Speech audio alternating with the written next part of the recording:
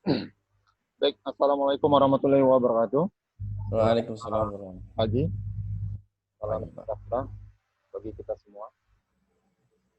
Eh, Terlebih dahulu perkenalan kelas, saya memperkenalkan diri dahulu. Nama saya Mesran, eh, itu ketua dari Forum Kerjasama Pendidikan Tinggi. Ya. Eh, Adapun pada hari ini, FKPT singkatannya, melangsungkan suatu kegiatan untuk meningkatkan kiat-kiat sukses untuk meningkatkan citasi ya. Citasi ataupun citasi, kadang penyebutannya uh, sama di situ ya.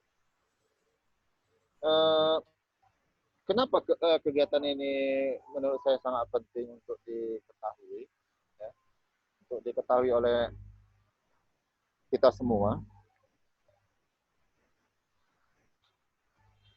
Yang pertama satu hal ya, uh, kita melihat bahwa Bapak Ibu yang ada di sini mungkin ya, atau yang mungkin tidak ada di sini, lain mungkin rajin untuk menulis, gitu. Rajin untuk menulis. Tapi kita melihat di Google Scholar-nya masih minim citasi, ya, masih minim citasi. Dimana kita bisa melihat sendiri citasi itu kan terlihat di sebelah kanan, ya, di sebelah kanan di Google Scholar. Bahkan ada juga yang masih kosong gitu, ya, masih kosong dalam artian itu gini, belum terbentuk apanya grafik citasinya, sehingga H indeksnya tidak muncul, H indeks 10-nya apalagi gitu. Nah ini tadi gitu. Jadi yang jadi pertanyaan sama kita bersama adalah kenapa hal ini bisa terjadi? Padahal bapak ibu tersebut, dosen tersebut, dia menulis, kadang udah rekam jejaknya ada 5 tahun dia nulis, banyak artikelnya. Kadang ada sampai 15 artikel gitu, ya. Kadang sampai 15 artikel gitu. Nah, yang saya pahami, ya, saat ini kita mengenal bahwa dampak, ya kan, dampak atau impact ya, outcome dari penulisan kita, outcome itu kan terlihat dari output artikel ilmiahnya dan kebermanfaatan dari tulisan kita. Gitu. Jadi outcome-nya itu dilihat dari sebenarnya dari citasi. Gitu. Jadi kita udah menulis selama 10 tahun, kita harusnya berpikir sejauh mana sih dampak dari artikel yang kita tulis. Gitu. Apakah bermanfaat? Jadi salah satu hal yang paling penting itu adalah dari citasi.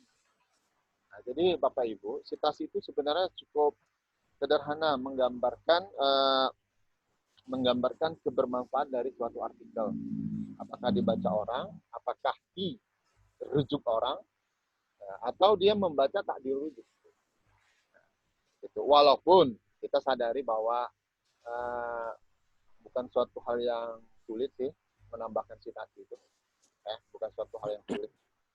Ya. Kenapa saya katakan demikian? Nanti diulas oleh bapak-bapak yang ada di sini. Ya. Terima kasih atas narasumber, dua orang narasumber yang saya bilang cukup ya cukup hebat lah, ya. Dimana kalau Pak Anjar ini citasinya sudah 2000-an lebih ini, ya, citasinya, dan rajin menulis, ya, rajin menulis, ya. Nah, beliau memiliki satu pasukan yang mungkin tidak dimiliki oleh Bapak Ibu semuanya, yaitu pasukan pemburu jurnal. Nah ini bisa Bapak Ibu belajar dari mereka, dari Pak Anjar. Gitu. Ya. Kenapa saya bilang memiliki satu pasukan yang tak mungkin dimiliki oleh yang lainnya? Gitu. Karena kita dosen itu setahunya sibuknya mengajar, gitu. Menulis artikel pada saat mengurus kepangkatan. Pasukannya nggak punya gitu. Nah kalau Pak Anjar ini, nah, kalau mengajarnya mungkin masih terhitung lah ya. Pasukannya itu ya tujuannya untuk membuat publikasi ilmiah dan tentu otomatis merujuk mensitasi apa-apa yang ditulis. Gitu. Tapi jangan Bapak Ibu sangka artikelnya kurang berkualitas. Sungguh sangat berkualitas malah. Publis di Sinta 2. Ini mahasiswa yang membuatnya. Dan dibimbing oleh Pak Anjar selaku pembinanya lah. Ada dua. Satu lagi Pak Agus. Nah ini tadi. Kemudian terima kasih atas kesediaan dari narasumber kita yang kedua, Pak Oris Prianto Sulaiman. Nah, kalau Pak Oris ini sudah dikenal lah secara nasional, bukan hanya sebagai advisor Mendeley juga, tapi sebagai relawan jurnal juga, sebagai apa ini ya, owner ya, founder ya, ilmubersama.com. Founder ya, founder, owner, apalagi semuanya sama Pak Oris lah, Bu. Nah, karena nggak ada staff di situ, dia semuanya itu. Jadi banyak ilmu yang ada di ilmubersama.com. Nah, Bapak Ibu bisa lihat dari ilmu publikasi OJS sampai OJS 3 sampai ilmu-ilmu yang lainnya, bahkan di YouTube-nya ada, Bapak Ibu lihat. Nah, jadi terima kasih atas kesediaan dari narasumber yang pada hari ini bersedia untuk memseringkan ilmunya agar kita hari ini bisa sama-sama memiliki pengetahuan supaya kedepannya kita menjadi lebih baik. Mungkin itu saja yang bisa saya sampaikan. Ya, lebih dan kurang saya mohon maaf. Saya kembalikan lagi kepada Bapak Abdul Karim selaku moderator. Wabillahi taufiq wal hidayah. Wassalamualaikum warahmatullahi wabarakatuh. Waalaikumsalam warahmatullahi wabarakatuh. Terima kasih pada Pak Mis yang telah memberikan pemaparan pada pagi ini atau masukan pada kita. Baiklah, kita masuk ke acara selanjutnya, yaitu ke tema kita hari ini yang sekian sukses meningkatkan citasi pada publikasi ilmiah. Jadi sebelum yang akan dibacakan oleh Pak Anjal, tapi sebelum masuk ke Pak Anjal, saya bacain dulu sedikit profilnya. Kalau banyak-banyak kan nggak cukup ini satu setengah malam. Baik, Pak Anjawanto, beliau adalah seorang dosen di Stikom Tunas Bangsa Siantar ya Pak ya. Stikom Tunas Bangsa. Beliau sedang lanjut S3 di Universitas Putra Indonesia di Petika Padang. Semoga cepat kelar, cepat sidang terbukanya. Amin. Jadi beliau juga pemenang hibah di penelitian dikti 2 kali tahun 2019. Pemenang hibah pengabdian dikti 2 kali juga di 2019, luar biasa sekali. Dan masuk juga ke dalam top 500 peneliti terbaik versi Sinta tahun 2020. Jadi tadi sebelum acara ini saya bossing nih gitu kan. Ternyata memang betul gitu, citasinya 2000-an ini hampir gitu. Jadi kami harapkan kepada Pak Anjal kasihlah kiat suksesnya gitu kan, gimana untuk supaya citasinya itu banyak atau target kita itu diterima atau dipakai oleh halayak umum. Baik, itu mungkin dari saya serahkan langsung kepada narasumber kita hari ini, yaitu Bapak Anjawanto MKom. Kepada Bapak kami persilakan dengan segala hormat. Terima kasih saya ucapkan kepada Pak Abdul Karim selaku moderator. Assalamualaikum warahmatullahi wabarakatuh. Waalaikumsalam warahmatullahi wabarakatuh. Selamat siang dan salam sejahtera bagi kita semua. Alhamdulillahirrabbilalamin. Wassalatu wassalamu ala asyrafil anbiya'i wal mursalin wa ala alihi washabbihi ajmain. Rabbi shrah li sadri wa yassir li amri wahlul 'uqdatam min lisani yafqahu qawli. Pertama-tama mari kita panjatkan puji syukur kepada Allah Ta'ala, Tuhan Yang Maha Esa, karena sampai saat ini berkah rahmat serta karunia-Nya kita bisa berkumpul di acara webinar FKPT hari ini dengan keadaan sehat. Amin. Salawat berangkaikan salam kita aturkan kehadiran junjungan kita Nabi besar Muhammad Sallallahu Alaihi Wasallam. Mudah-mudahan kelak kita mendapat syafaatnya di yaumil akhir nanti. Yang saya hormati Bapak Ketua FKPT, Bapak Dr. Kandidat Mestran MKom, Pak Oris Prianto Sulaiman selaku narasumber kedua, dan Bapak Ibu semuanya yang tidak bisa saya sebutkan satu persatu.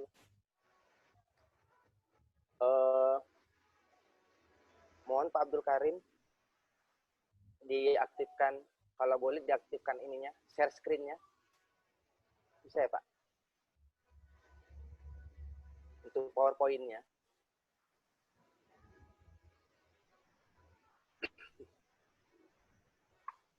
Oke, baik Bapak Ibu, sebelum diaktifkan, saya ingin sedikit memperkenalkan diri saya. Sebenarnya tadi sudah disebutkan oleh Pak Abdul Karim. Jadi yang mau saya sampaikan nantinya berhubungan dengan citasi ataupun kutipan.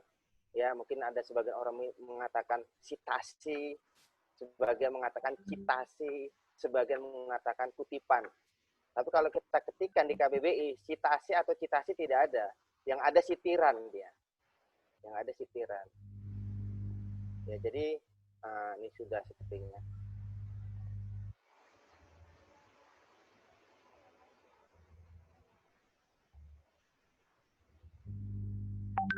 Bapak Ibu sudah nampak? Nampak.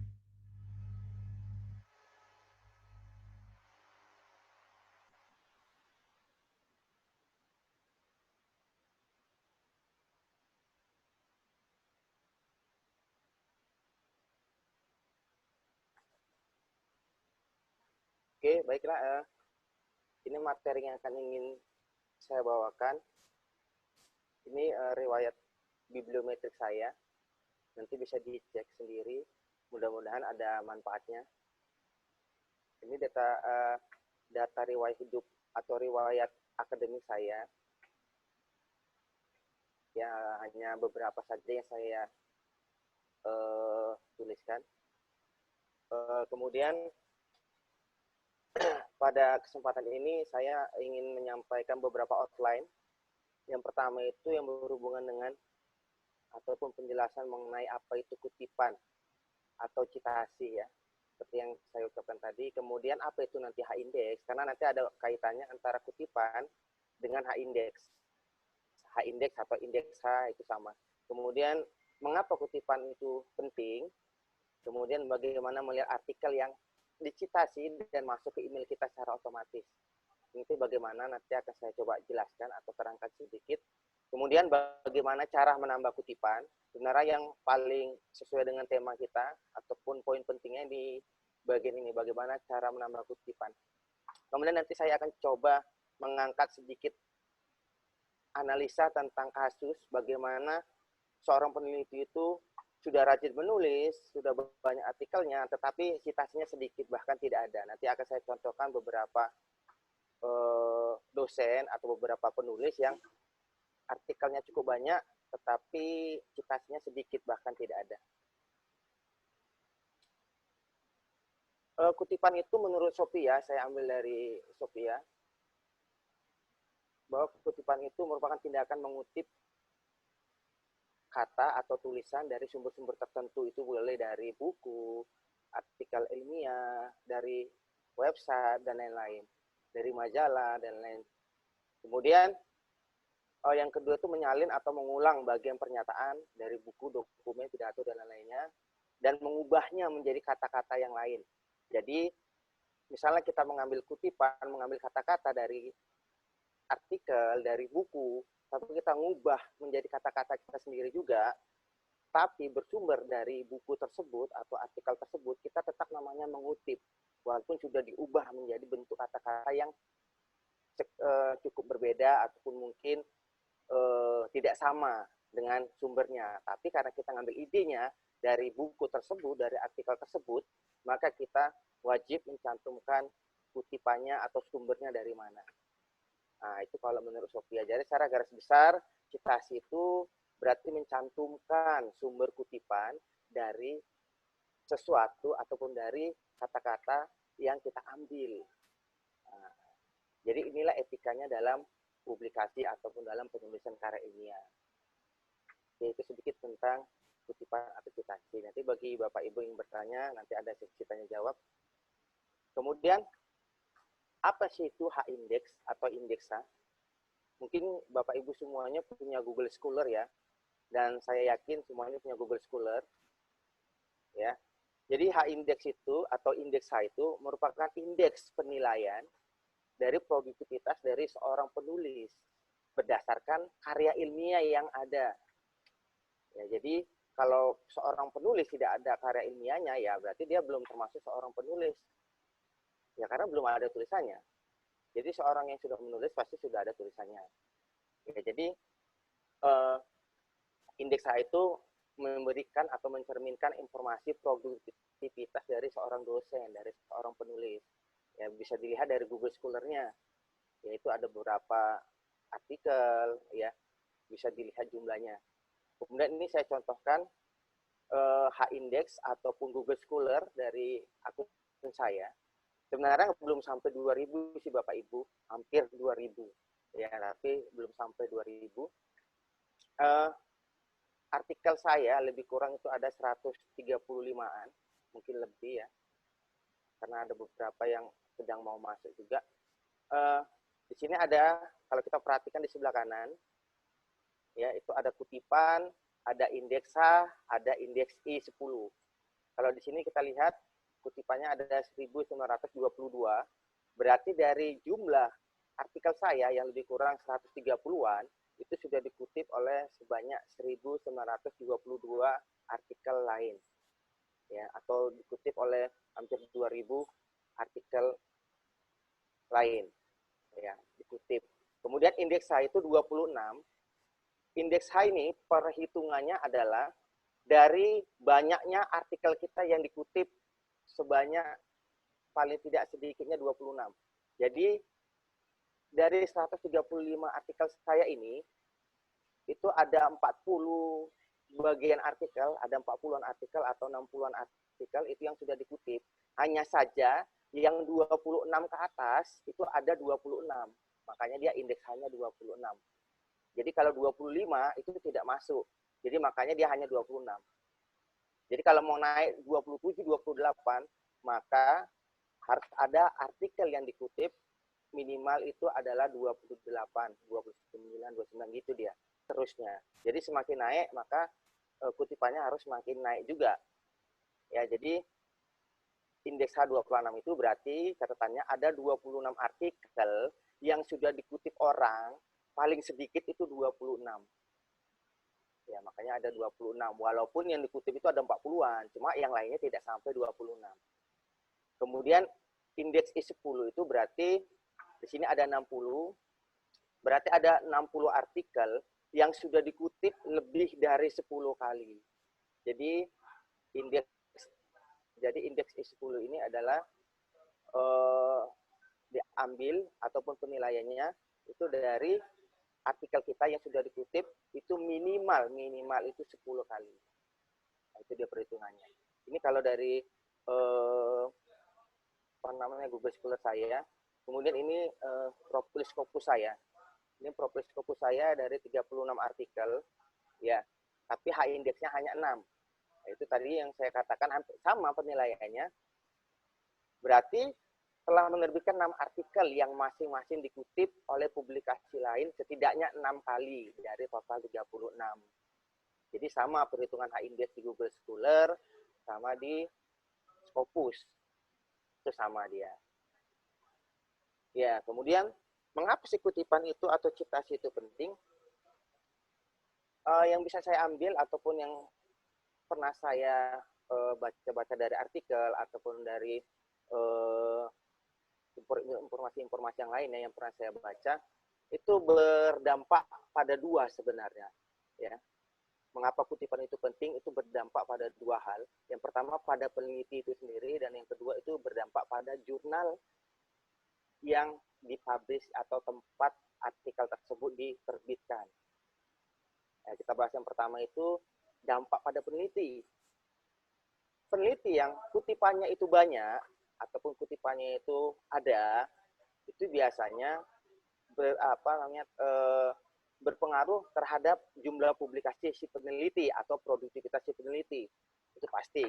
Semakin banyak kita menulis artikel, mudah-mudahan semakin banyak kutipan dan produktivitas seorang peneliti itu semakin naik itu di mata umum ya, karena biasanya penilaiannya seperti itu, orang menilainya kutipannya tinggi, oh mungkin dia rajin menulis ataupun tulisannya lumayan bermutu. Nah, itu walaupun penilaiannya itu tidak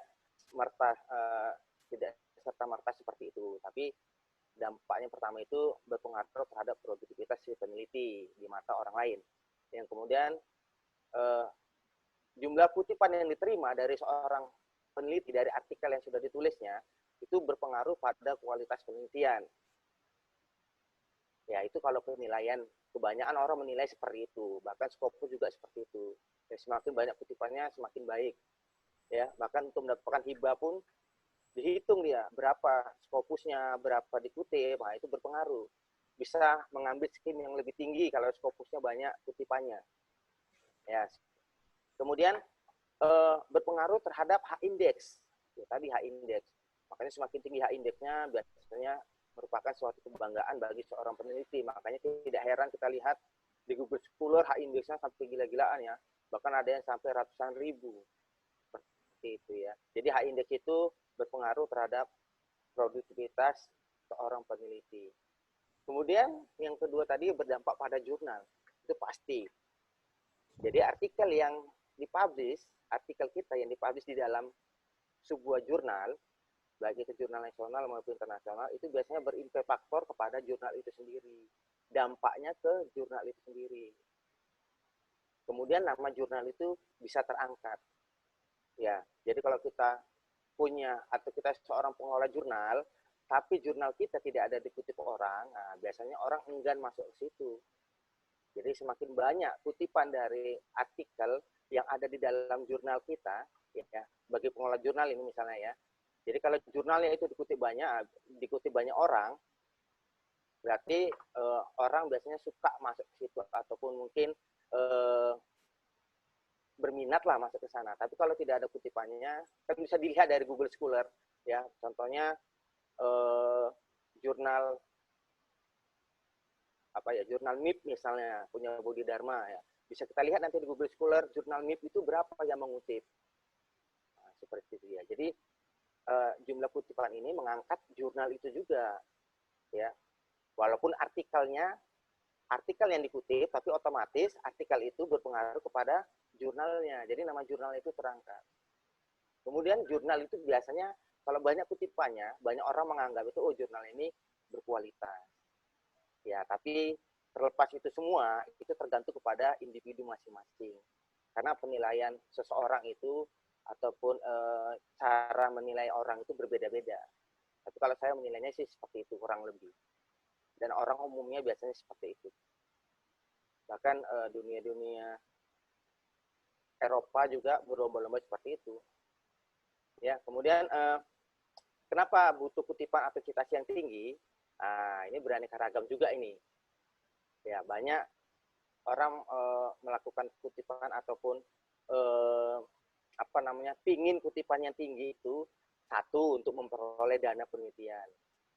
Ya, jadi ada beberapa perguruan tinggi yang dia bisa melaporkan, misalnya ada tulisannya dikutip, nah itu dia bisa memperoleh dana dari artikelnya itu. Apalagi sekarang ini untuk akreditasi itu ada artikel yang sudah dicitasi orang berapa kali, ya, itu ada penilaiannya. Ya, jadi salah satu kenapa butuh kutipan yang tinggi itu bisa memperoleh dana penelitian.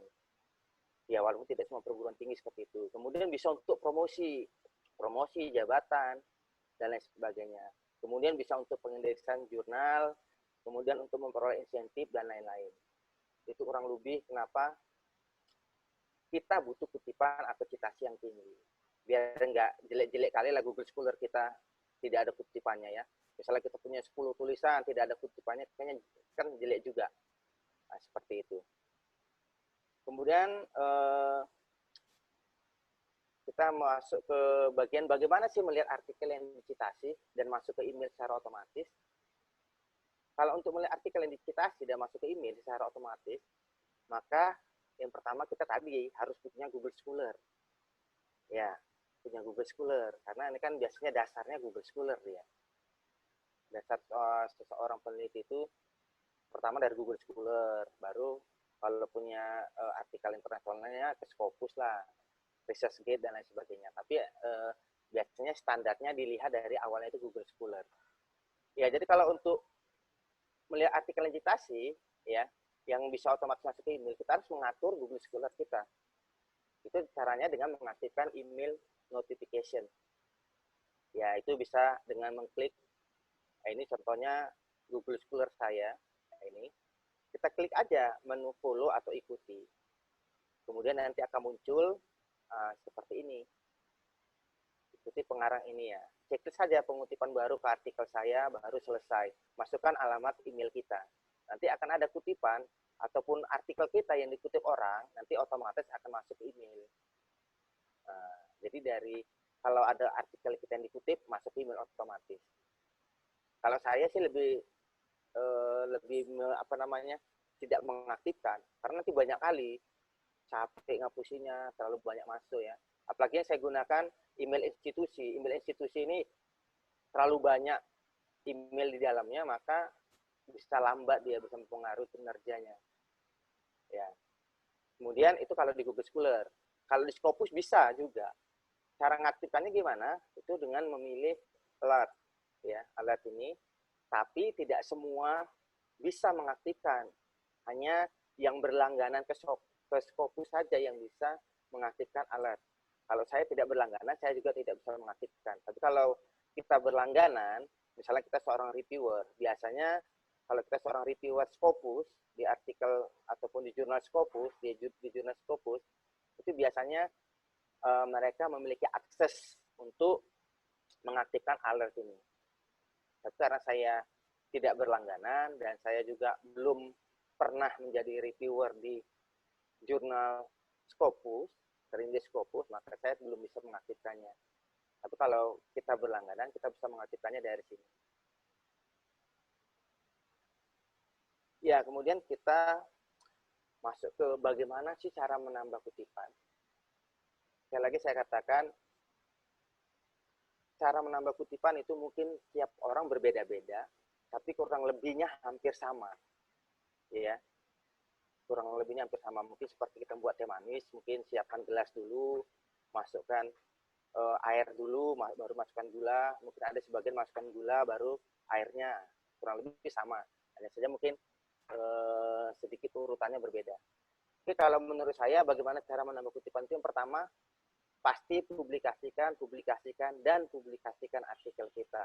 Maka semakin banyak artikel yang kita publish, yang kita terbitkan, maka mudah-mudahan akan semakin banyak artikel kita yang dikutip orang. Mustahil kita nggak punya publikasi, berharap dikutip orang, apanya yang dikutip, kan seperti itu. Ya, jadi semakin banyak artikel kita, mudah-mudahan ada yang menyangkut dikutip orang. Itu dari 10, ada 1 yang dikutip orang, kan lumayan. 1 kali 1 menit udah berapa?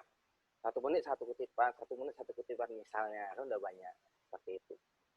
Kemudian, yang kedua itu, publikasikan paper atau artikel kita yang sudah direview. Ya, jadi usahakan kalau kita ingin kutipan kita itu bertambah, pastikan paper kita yang sudah paper kita atau artikel yang sudah kita buat itu sudah direview, ya. Karena ada juga seorang pengelola jurnal, ya, mungkin dia punya hak untuk mengelola jurnal, ya. Mungkin ada temannya masukkan paper, dia tanpa diperiksa langsung dimasukkan di publish. Ada juga seperti itu, ya. Tapi kalau mau dikutip orang, biasanya artikel yang sudah diulas dengan baik biasanya akan sering dikutip, ya, karena dia sudah diperiksa, sudah dicek oleh yang berkompeten terhadap artikel tersebut. Ya, bukan berarti bukan berarti kalau tidak direview tidak akan dikutip, tidak, tapi paling tidak itulah kesempatan besar itu dikutip bila sudah diulas dengan baik artikelnya. Kemudian promosikan artikel kita yang sudah publish atau sudah terbit. Ya, kalau kita sudah punya artikel yang sudah publish, bolehlah kita share-share ke Facebook, nggak apa-apa. Bukan ria, sombong, dan sebagainya, tidak. Itu hanya untuk memotivasi ataupun untuk mengenalkan ke orang lain bahwa kita punya artikel, siapa tahu dikutip kan lumayan. Ya, jadi kita promosikan artikel kita yang sudah terbit. Ya, boleh lewat Facebook, Akademia, ResearchGate, Google Scholar, dan lain-lain, ya. Jadi promosikan artikel kita yang sudah publish. Kemudian isi adalah kunci, ya, benar. Kita punya artikel, kalau isinya juga kalau dibilang isinya itu biasa-biasa saja, orang malas mengutipnya. Makanya usahakan kita buat artikel itu yang lumayan baik lah. Saya tidak mengatakan baik karena persepsi baik itu banyak ya. Jadi ya kita coba berusaha membuat artikel itu yang baik lah, isinya yang bagus, ya yang runut dia dari masalahnya, ya kan, kemudian bagaimana prosesnya, kemudian bagaimana cara menyelesaikan masalahnya, kemudian nanti hasilnya apa, kemudian kesimpulannya apa. Nah, seperti itu. Jadi isinya itu adalah kunci. Semakin baik artikel kita, mudah-mudahan semakin banyak dikutip orang, semakin tertarik orang untuk mengutip artikel kita. Kemudian selanjutnya, pada saat kita membuat artikel, kita juga harus melakukan pengutipan dengan benar. Maka artikel kita itu kesempatan besar bisa dikutip. Contoh seperti ini. Kita membuat artikel. Jangan pernah membuat kutipannya itu manual. Karena apa? Karena bisa salah. Ya. Karena kan model-model pengutipan ini banyak. Ada model IEEE ya. Kemudian ada model apa style, Chicago, dan lain sebagainya. Itu kan beda-beda. Jadi kalau kita menulis kutipannya secara manual, maka bisa jadi salah antara kutipan yang ada di artikel sama daftar pustaka atau referensi tidak sama, dia tidak sinkron. Misal, menurut di isi artikel kita buat buka kurung Lajuardi, 2019. Rupanya karena kita manual, di referensi sering salah kita buat Lajuar, I-nya kurang, tahunnya juga berubah menjadi 2017. Misalnya seperti itu, karena manual. Maka kalau kita ingin membuat kutipan, usahakan menggunakan aplikasi-aplikasi yang sudah tersedia, kan banyak dan tidak repot. Ada Mendeley, Zotero, EndNote, dan lain sebagainya. Pak Oris nanti berpengalaman itu pakarnya Mendeley. Sampai dibolak-balik pun beliau paham. Itu tadi ya, jadi artikel kita harus mengutip artikel orang juga dengan benar. Maka kita kesempatan besar juga akan dikutip. Karena orang melihat artikel kita itu kan dari awal sampai akhir. Kita nggak referensinya. Oh, referensinya ini bagus enggak? Kalau asal-asalan dibuat, ya mereka juga, ini asal-asalan. Jadi ngapain dikutip, seperti itu. Ya, jadi pengutipannya juga harus benar. Kemudian, yang lain, bagaimana agar kutipan kita itu bertambah, yaitu publikasikan ataupun terbitkan artikel kita itu ke jurnal-jurnal yang terindeks, WOS, Scopus, yang paling rendah itu Sinta lah. Nah, seperti itu. Kalau WOS bisa ya bagus, Scopus bisa bagus, ya. Tapi paling tidak Sinta lah. Ya, kalau kita penulis-penulis ataupun baru menulis belajar menulis, ke Sinta lah dulu, Sinta 5 lah, 5, 4, 3, 2, seperti itu. Mungkin kalau Sinta 1 cukup susah ya, karena dia sudah sudah cukup susah memang masuknya, banyak kali reviewnya dan lain sebagainya, dan biasanya Sinta 1 sudah terindeks Scopus juga, dan biasanya berbahasa Inggris, walaupun ada juga yang berbahasa Indonesia 1, 2. Jadi artikel yang terpublish di tempat yang terindeks, di jurnal yang terindeks, biasanya cenderung lebih banyak peminatnya, lebih banyak orang yang ingin mengutip. Ya, ketimbang kita mempublikasikannya itu di seminar nasional, ya, ataupun di jurnal-jurnal yang ber-ISSN biasa. Seperti itu. Kemudian selanjutnya buat artikel kita menjadi open access. Nah, ini biasanya kalau Scopus ya. Karena kan kalau di Scopus itu kan berbayar, tidak semuanya itu open access ya. WOS juga seperti itu. Ya, jadi buat artikel kita itu yang sudah publish itu menjadi open access. Kalaupun berbayar di Scopus, share aja. Mungkin kita masukkan ke ke Facebook ya, kita masukkan ke ResearchGate, seperti itu. Biar orang bisa membaca full. Ya, jadi kalau orang bisa membaca full dari awal sampai akhir dan mereka tertarik, bisa dikutip. Karena kalau tidak open access kan tidak bisa kita lihat semuanya. Paling yang bisa kita baca abstraknya, seperti itu dia. Ya, kemudian selanjutnya jangan sembarangan membuat judul artikel. Ya, karena judul artikel ini berpengaruh terhadap kualitas dari artikel kita. Ya, biasa ya, itu awalnya ya. Ya, Ibaratnya mukadimahnya kan pertama itu di judul. Orang membaca ataupun ingin melihat paper kita, pertama kan dibaca judulnya, belum isinya. Judul. Jadi kalau judulnya sudah tertarik, orang tertarik membaca, maka mudah-mudahan kesempatan besar artikel itu akan dikutip. Maka tulislah judul artikel itu secara singkat, padat, jelas, jangan bertele-tele, dan hindari penggunaan studi kasus. Karena banyak kan kita lihat artikel studi kasus. Tapi kalau kelas-kelas mahasiswa bolehlah studi kasus dan lain sebagainya. Tapi kalau kita sekelas-kelas dosen, peneliti gitu kan, hindari penggunaan studi kasus. Kalaupun ada studi kasus, itu nanti kita jelaskan di isi artikel. Nah, seperti itu. Kemudian pilih kata kunci keyword artikel yang tepat, ya, yang mewakili isi dari artikel. Ya, jangan tidak nyambung, ya, antara artikel, isi artikel dengan keyword. Yang penting berisi keywordnya, ya. Biasanya keyword ini antara 3 sampai 5 bagian aja. Bukan 3 sampai 5 kata, ya. Ya, bisa antara 3 sampai 5 bagian. Contoh, bagian pertama jaringan saraf misalnya. Bagian yang kedua bifurcation, ya. Jadi tidak mesti satu kata. Nah, seperti itu. Kemudian yang berikutnya, penggunaan nama author di setiap artikel harus konsisten agar orang itu mudah untuk menemukan artikel kita. Ya. Misalnya namanya cukup panjang. Misalnya namanya Oris Kriyanto Sulaiman.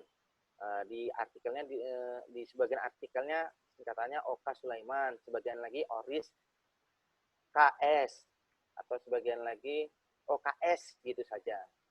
Nah, jadi harus konsisten, ya. Jadi kalau Oka Sulaiman, ya untuk seterusnya buat seperti itu, Oka Sulaiman. Ini biasanya pada saat kita submit, ya, di metadatanya ini, ya.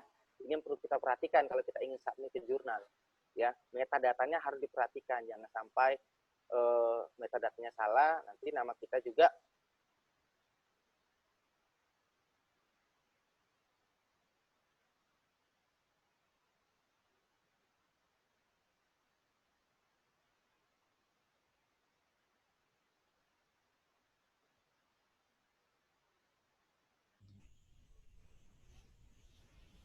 Mungkin ada yang nelpon tuh, dia pakai tethering. Ya.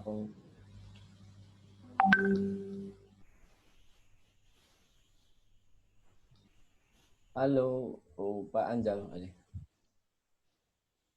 Sabar aja dulu.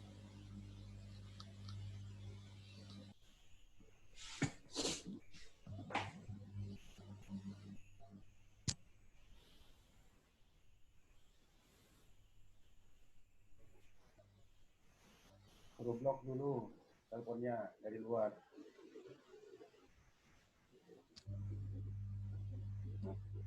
Sinyalnya hilang kali ya? Ya, Oke, keluar dulu mungkin itu. Oke. Halo, Pak Anjal. ya Pak, mohon maaf Pak, mati lampu, mati Oh, listrik. Pakai genset Mati listrik, nampaknya. aduh susah kali nih. Kita lanjut Bapak Ibu, ya, sedikit lagi. oke, Pak.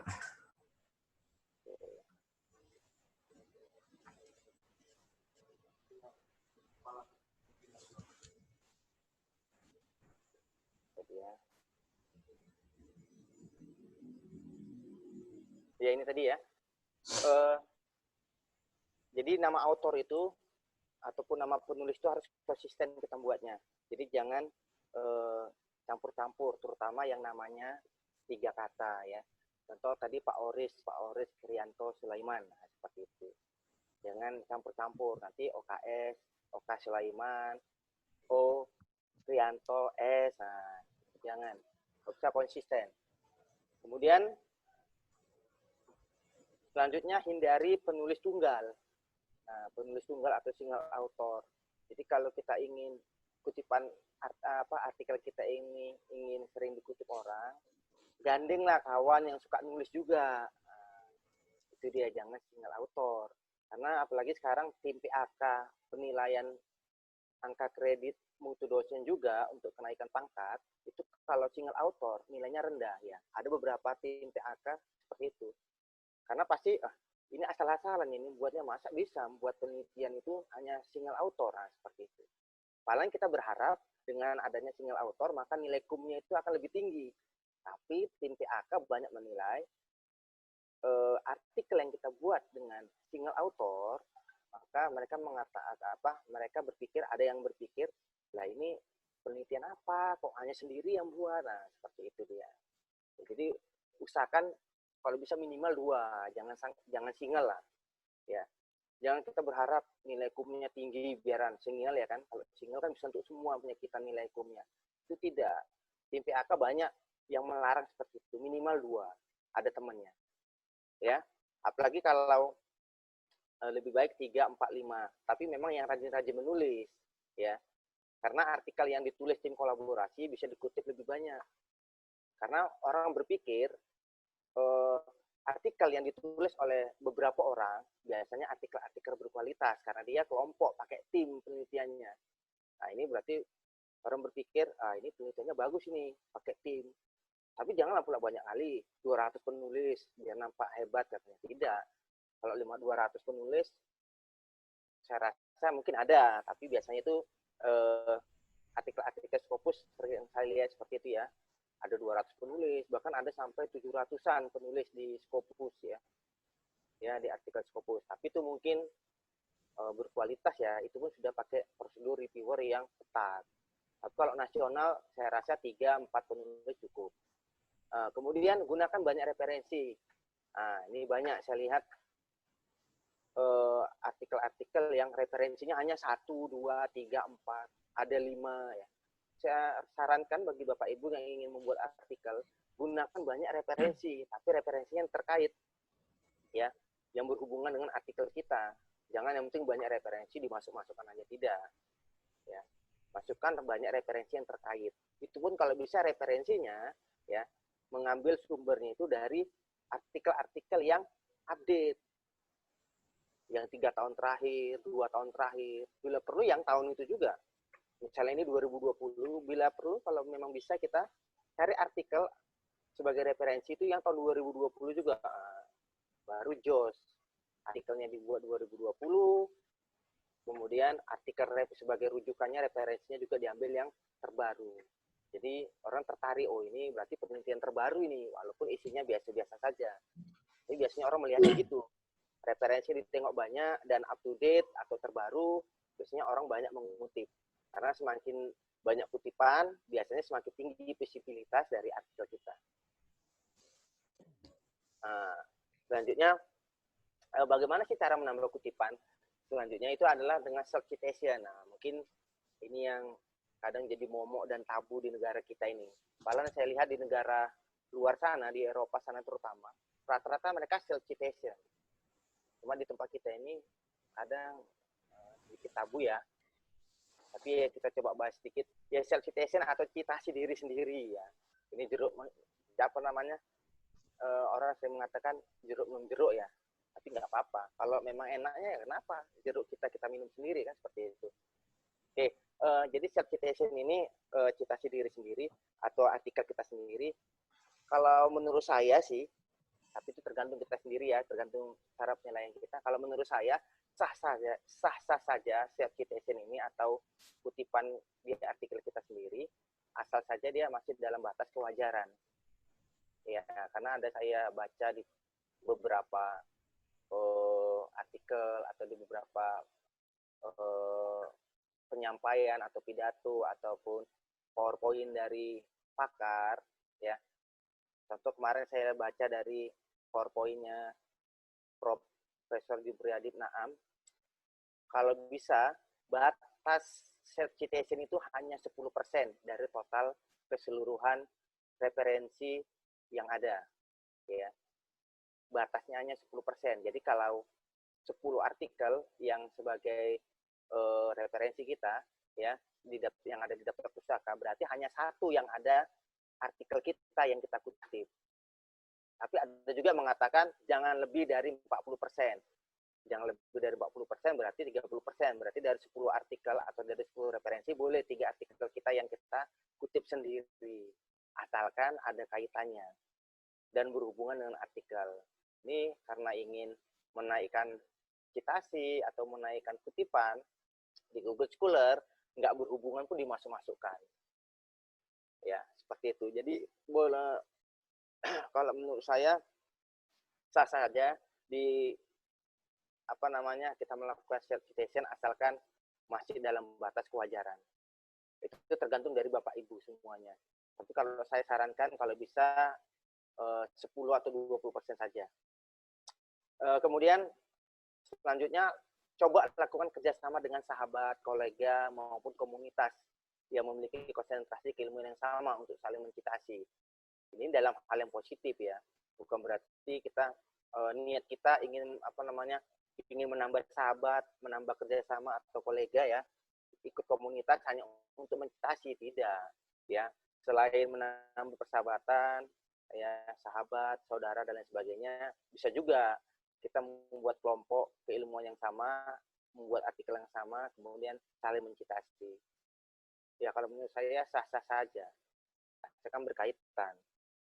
Ya jadi gunakanlah jaringan ya, gunakan jaringan, perlebar jaringan, perluas jaringan, perluas persaudaraan dengan orang-orang lain. Terutama FKPT ini ya, FKPT ini kan isinya dari semua bidang ilmu ya, dari komputer, ekonomi, manajemen dan lain sebagainya ada semua. Oke, kemudian selanjutnya lakukan upaya persuasif. Nah, ini langkah terakhir kalau menurut saya ya. Lakukan upaya persuasif agar mahasiswa atau kolega melakukan citasi ke artikel kita, khususnya bagi mahasiswa bimbingan. Kan kita rata-rata Bapak Ibu semua dosen, kita punya mahasiswa bimbingan, baik itu tugas akhir maupun skripsi, mungkin ada juga yang tesis, ya. Jadi kita bimbing mereka, kita sarankan juga mereka itu mengutip artikel kita, selagi masih terkait dengan judul ataupun topik dari tugas akhir mereka atau skripsi mereka. Itu sah-sah saja, ya. Bilang aja mereka kutip artikel saya, ada yang hubungannya 2 atau 3 artikel kutip, seperti itu. Kan itu sah-sah saja. Toh kita ikut berkontribusi di dalamnya untuk membimbing mereka. Ya, jadi tidak ada salahnya kita menyarankan mahasiswa mengutip artikel kita. Seperti yang kami lakukan di sini ya, membimbing pemburu jurnal dengan Pak Agus ya seperti itu. Ya, asalkan dalam batas kewajaran. Yaitu tentang bagaimana cara menambah kutipan. Oke, selanjutnya ini kita coba analisa.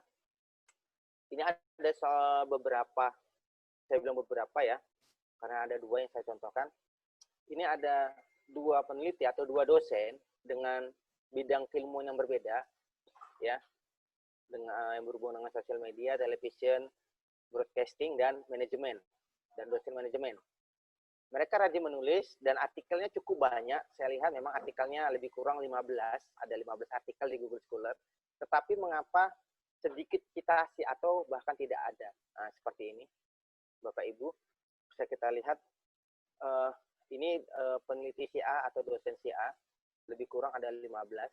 Dia aktif menulis, ini bisa kita lihat tahunnya ini 2019, 2018, 2016, dia aktif tiap tahun ada menulis. Tapi histori kutipannya kosong, nah bisa kita lihat histori kutipannya kosong. Seperti itu. Begitu juga yang di bawah ini ada dosen bidang manajemen. Dia malah rajin menulis ataupun ada artikelnya dari 2020. Nah, ini lebih banyak memang artikelnya, ini ada lebih kurang 20-an artikel atau 23 artikel. Tapi histori kutipannya juga kosong, jaringan sesama penulisnya juga kosong. Dia tidak mencantumkan siapa penulis-penulis temannya ya. Kan bisa kita masukkan di Google Scholar kita, siapa-siapa saja teman-teman kita ataupun dosen-dosen sahabat kita yang sama menulis dengan kita, yang satu misalnya kolaborasi mengerjakan sebuah artikel. Nah, masukkan di sini Bapak Ibu, biar terlihat jaringan dari sesama peneliti. Nah, kalau ini saya lihat mereka rajin menulis tapi masih kosong. Ya, oke, kita coba analisa. Kalau saya lihat, sudah saya download juga beberapa artikel mereka. Ini yang saya merah ini berarti yang saya contohkan, ini yang saya download artikel yang terbaru. Kalau saya lihat mereka tidak terlalu peduli dengan citasi. Masa bodoh lah, mau naik citasi, mau ada, mau enggak ya. Itu urusan belakangan, mungkin seperti itu. Bahkan bisa jadi mereka tidak tahu bagaimana cara menaikkan citasi. Nah, itu dia. Oke. Kemudian isi artikelnya kurang menarik. Ini yang saya download walaupun tahun 2020, nanti Bapak Ibu bisa coba cek sendiri. Isi artikel kalau menurut saya kurang menarik. Kenapa? Artikelnya tidak, referensinya ataupun kutipannya tidak terlalu banyak. Dan udah gitu kutipannya itu tidak up to date. Saya lihat 2003, 2006, 2005, tidak ada yang 2017. Tahun 2003-an semua, 2005, 2009 ke bawah. Sementara ini artikel yang dibuat tahun 2020. Nah, jadi ini kurang menarik, makanya orang, lah ini artikelnya tahun 2020, tapi kenapa kutipannya diambil 2003, 2005, yang lama-lama. Nah, jadi berpengaruh terhadap artikel, jadi orang males. Ini artikel lamanya ini cuma baru dipublish sekarang. Nah, jadi orang males untuk mengutip. Kemudian terlalu banyak artikel yang ditulis sendiri atau single author tadi ya. Ini saya lihat ini ada, kita lihat ini 1, 2, 3, ada 3. Sebenarnya ada banyak lagi ya. Dia rata-rata menulis dengan single author. Nah, ini juga saya lihat ada beberapa artikel ini yang single author. Ya, jadi salah satunya yang malas dikutip orang adalah apabila artikel kita itu ditulis sendirian. Jadi orang menganggapnya ini artikel biasa-biasa ini. Asal-asalan buatnya ini karena cuma sendiri. Walaupun padahal kita sampai sebulan ngerjainnya ya. Jatuh bangun kita ngerjainnya. Tapi karena kita buat penulis tunggal, kita sendiri penulisnya, orang malas untuk melihatnya, ini penulis tunggal. Ya itu, banyak orang melihat seperti itu. Mesti dari awalnya tengok, ini penulis tunggal, udah nggak usah pakai. Nah itu. Belum dibaca, karena ditengok atau dilihat orang penulis tunggal, orang malas membaca selanjutnya. Padahal belum tentu, padahal isinya bagus, tapi karena ditengok penulis tunggal, orang malas membaca, apalagi mengutip. Seperti itu.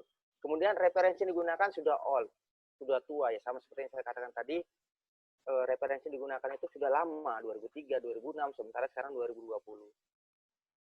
Nah, kemudian selanjutnya yang saya analisa itu, jurnal tempat publishnya dianggap biasa saja. Karena saya lihat jurnal tempat mereka publish ini itu tidak terindeks cinta, masih ISSN biasa. Dan bolong-bolong saya lihat jurnalnya, publikasi.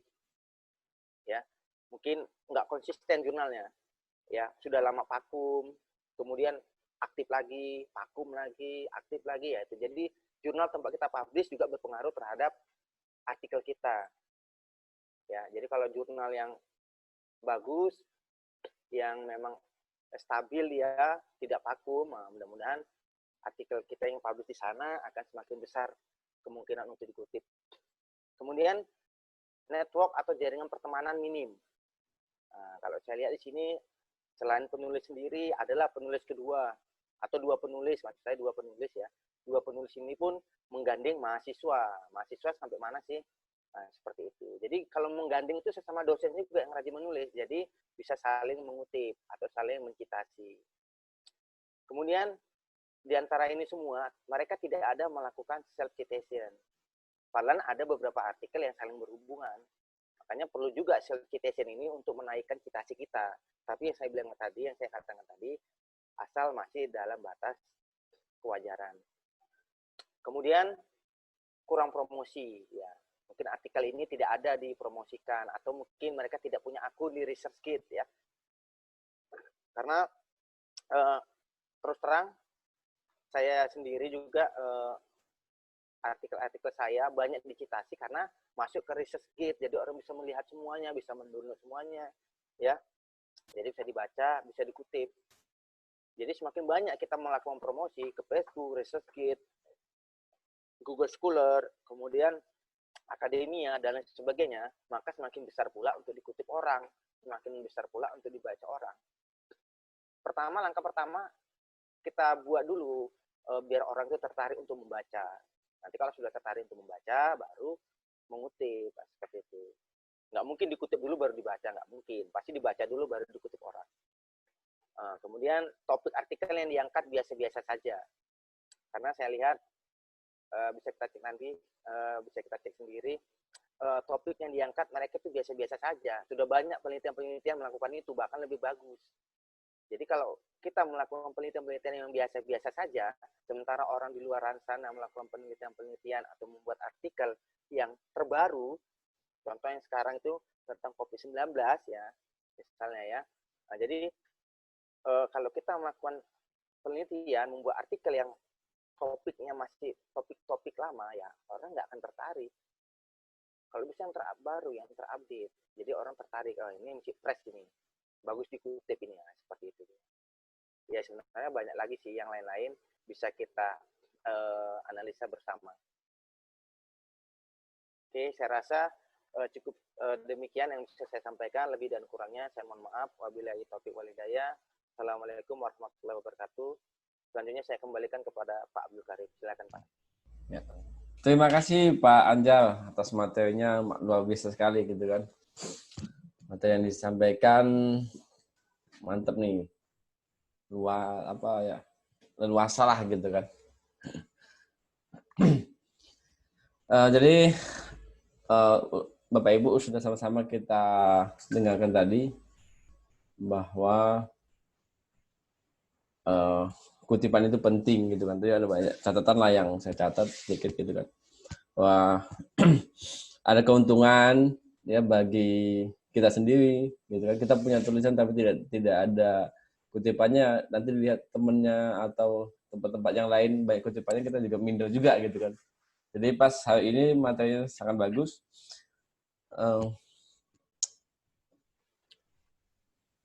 Tadi yang untuk ada tuh di chat yang untuk bertanya, kita tahan dulu ya Bapak Ibu untuk pertanyaannya. Kita masuk ke sesi selanjutnya aja ke Pak Awis. Jadi sebelum masuk ke Pak Awisnya, saya akan bacakan sedikit profilnya nih.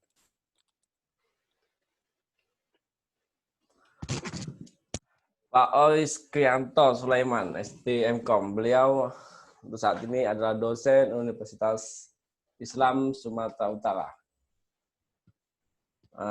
Dan juga founder dari ilmubersama.com. Jadi kalau bahan-bahan tentang jurnal, tentang citasi, tentang mendiri dan sebagainya, kita bisa lihat ya, agak promosi sedikit nih, di ilmubersama.com. Oke.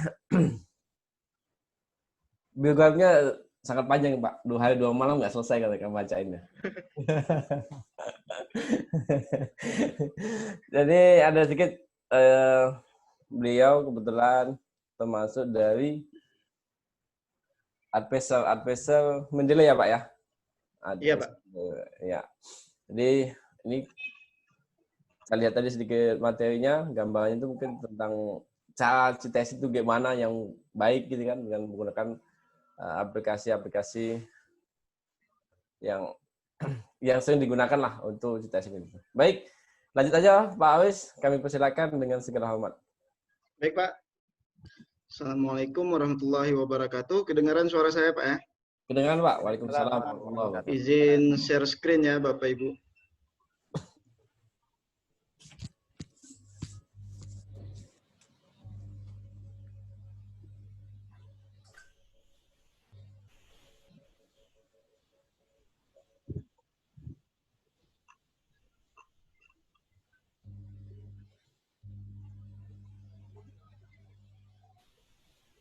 PowerPoint-nya kelihatan, Pak? Kelihatan Pak, kelihatan. Kelihatan ya. Oke. Jadi tadi sebetulnya sudah dibahas semua sama Pak Anjar ya, sahabat saya juga. Jadi saya tinggal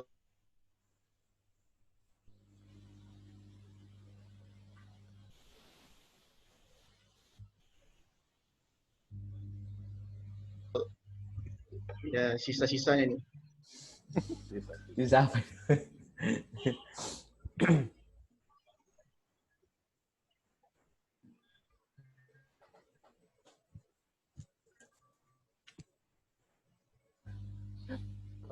Koneksi terganggu. Sambungan telepon nih putus. Jadi saya di sini membuat perbedaan sedikit dengan bahan dari Pak Anjar, karena bahan Pak Anjar tuh saya kira sangat lengkap ya. Jadi kalau kita tiru, kita praktekkan itu pasti citasi kita akan meningkat. Ini di sini saya akan bercerita tentang 3 hal. Yang pertama itu tentang Mendeley, bagaimana caranya Mendeley itu bisa meningkatkan citasi kita. Yang kedua tentang citasi. Hanya saja di sini saya fokuskan ke self citasi karena jadi perbincangan di grup juga, di beberapa grup. Kemudian tentang pencarian, bagaimana cara mencari sebuah referensi yang legal dengan cara-cara yang legal ya. Kalau mungkin Pak Mesran itu enggak seringnya ilegal ya Pak Mes ya. Ini pesertanya pada tegang-tegang semua nih. Kita di sini santai aja. Laki-laki semua pesertanya nih Pak. Nah ini tadi sudah disebutkan juga dengan Pak Karim ya, udah disebutkan profil saya sekilas. Yang di FKPT belum ya Pak Mes ya. Ini saya tagih nih Pak Mes. Walah. Oke, saya lamanya itu sebagai pengelola jurnal sebetulnya ya Bapak Ibu, pengelola jurnal di Unimed. Itu sebetulnya udah hampir 5 tahun saya mengelola jurnal di Unimed. Udah mengembangkannya. Sekarang saya mengelola jurnal di UISU dan juga beberapa sama Pak Mesran. Oke, yang pertama itu tentang Mendeley. Mungkin Bapak Ibu sudah banyak yang tahu menggunakan Mendeley ini, jadi saya untuk yang saat ini, saya hanya berfokus bagaimana caranya Mendeley ini bisa meningkatkan citasi kita. Nah, kalau misalkan kita mencitasi kolega, kayak yang dibilang Bang Anjar tadi, direkomendasikan, ingat ya yang relevan ya artikelnya, itu pastikan nanti metadatanya itu yang ada di Mendeley itu selengkap mungkin diisi. Nah, kalau misalnya metadatanya selengkap mungkin diisi, kalau sudah lengkap, itu nanti bakal cepat tersitasi. Saya di sini juga mendemokan ya Bapak Ibu. Masih kelihatan nggak? Mendeley-nya kelihatan nggak nih? Iya. Masih. Oke, nah, jadi nanti kalau misalnya di sini ada pilihan add entry manually. Nah, di sini Bapak Ibu itu isikan selengkap mungkin. Walaupun Bapak Ibu tuh drag and drop PDF-nya itu belum tentu metadata ini lengkap. Ini isi selengkap mungkin. Jadi di sini ada judul, kemudian author. Nah, penulisan nama ini nama akhir ya yang pertama ya Bapak Ibu. Nama akhir baru nama awal. Makanya nama akhir tuh nggak boleh disingkat. Walaupun nama tengah bisa disingkat. Makanya di bahan Pak Anjar tadi kan bisa disingkat dia. Misalnya nama saya Oris Krianto Siregar, Oris Krianto Sulaiman Siregar misalnya. Saya bisa singkat tuh nama tengahnya Oris KS Siregar gitu. Saya bisa singkat nama tengahnya, tapi tidak nama belakang. Karena nama belakang itu harus panjang. Dan harus ada, misal satu suku kata, misalnya Mesran, ya Mesran gitu. Kemudian nama jurnalnya. Tapi setiap tipe ini beda-beda ya. Kalau buku itu beda lagi. Kemudian tahun, volume, ini isu ini nomor berapa, kemudian dia halaman berapa. Nah ini Bapak Ibu silakan masukkan semua URL-nya. Kemudian kalau ada katalog ID ini fokuskan ke DOI aja, DOI. Kalau file ini mau dimasukkan ke cloud-nya si Mendeley. Jadi kita bisa baca dari Mendeley. Kalau teks ini hanya untuk mempermudah pencarian. Misal kalau saya sih sukanya buat tag ini sesuai dengan jurnal target. Misal jurnal target saya MIB Budi Dharma. Saya buat di sini MIB. Jadi nanti kalau misalnya saya cari di sini MIB, semua referensi yang saya kutip untuk saya ajukan ke MIB itu bisa saya cari dengan mudah di sini. Ini fungsi tag. Tapi tidak ada termasuk ke dalam metadata di sistem misalnya sistem OJS-nya atau sistem publikasi yang lain. Jadi Bapak Ibu kalau metadatanya lengkap, itu bakal mudah. Misal di sini, ini Pak Agus ya. Jadi di sini kan dia lengkap. Windarto, Agus Perdana Windarto, nama belakang itu tetap tidak boleh disingkat. Kalau di Mendeley, dia langsung buat seperti ini ya. Kemudian ada judul jurnalnya, kemudian ini ada volume 14, nomor 4, halamannya juga ada, kemudian ini DOI-nya juga ada sebagai identitas si artikel ini. Tapi setiap tipe dari metadata ini berbeda. Ada jurnal, ada buku, ada dari web juga. Nah, Bapak Ibu nggak ingin repot, itu Bapak Ibu bisa memanfaatkan DOI. Jadi DOI ini bisa kita manfaatkan. Misal saya ambil dari sini. Nah, di sini ada Mestran ya, artikelnya Pak Mestran, karena saya fans banget sama beliau.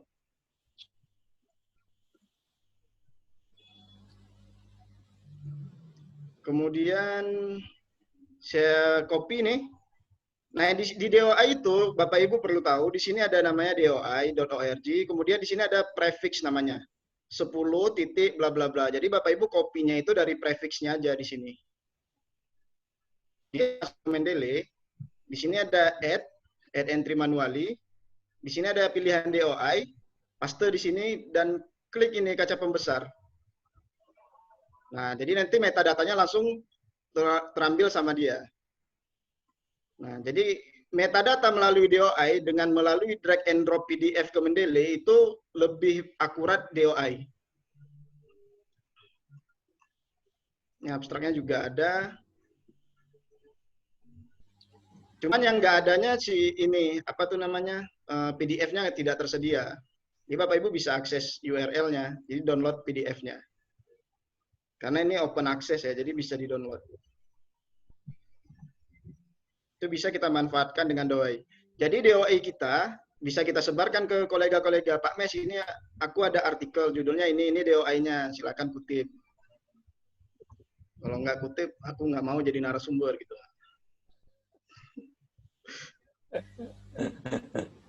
Nah, lalu di Mendeley kita juga bisa manfaatkan file bibliografi. Misalkan seperti ini.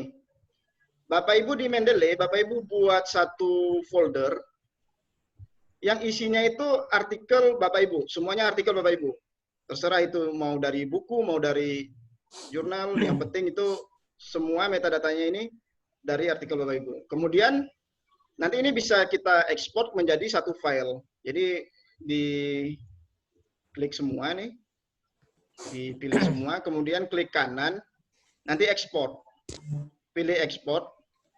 Nah, lalu di sini ada pilihan ya, namanya apa? Karena di sini publikasi Mestran misalnya. Oke. Nah, file tadi kita kasih ke kolega kita, misal ke Pak Mestran. Pak Mestran, nih aku ada ini, tolong tambahkan metadatanya ke dalam Mendeley. Jadi misalnya ini saya delete ya. Saya delete. Nah, kemudian saya bisa menambahkan yang tadi, yang file tadi. Jadi saya import lagi yang format BIP ya, karena saya pilih tadi publikasi Mestran. Saya open, udah masuk yang punya Mestran itu semua. Jadi nanti Bapak Ibu bisa membuat satu file, kasih ke koleganya. Nanti biarkan mereka yang pilih yang mana sih yang ini, yang cocok. Itu bisa dijadikan sebagai penyebar luasan untuk meningkatkan citasi. Jadi lebih mudah bagi rekan kita tanpa menemukan artikel kita di web. Dia cuma import ekspor file bibliografi. Nah, untuk menemukan artikelnya, nanti kolega kita bisa klik URL yang ada di Mendeley ini. Nah, seperti itu. Nah, selain itu, kita juga bisa memanfaatkan literatur search Mendeley. Jadi kita mungkin yang utama yang akan kita prioritaskan adalah kolega kita ya, yang memang relevan penelitiannya dengan kita. Misal penelitian saya itu relevan dengan Pak Mestran. Jadi kita bisa cari nih. Jadi saya bisa mencari di bagian ini, di literatur search. Saya ketikkan aja nih, misal Anjarwanto. Saya biarkan si Mendeley mencari. Nah ini bisa saya kutip langsung. Jadi di sini saya tinggal tambah save reference, udah dapat. Ini tidak ada di dalam Mendeley saya. Cuman si Mendeley mencari metadata sesuai dengan nama Anjarwanto. Nah ini. Kalau saya mau kutip punya Pak Mestran, saya tinggal cari di Mendeley Pak Mestran nih gini. Bukan Pak Mestran ya, Mestran tetap namanya. Nah langsung muncul nih. Implementasi algoritma, nah ini. Ini Pak Mestran tahun 2014 masih egois ya, ini masih penulis tunggal, jadi cuman begitu udah sekarang itu udah ramai, penulisnya udah banyak. Nah ini ya, udah ini ya. Jadi ini bisa kita, ini load more ini ya, banyak lagi artikel-artikel Pak Mesran yang bisa didapat dari literatur search di Mendeley. Nah misal ini sumbernya dari mana, nanti bisa diklik ini.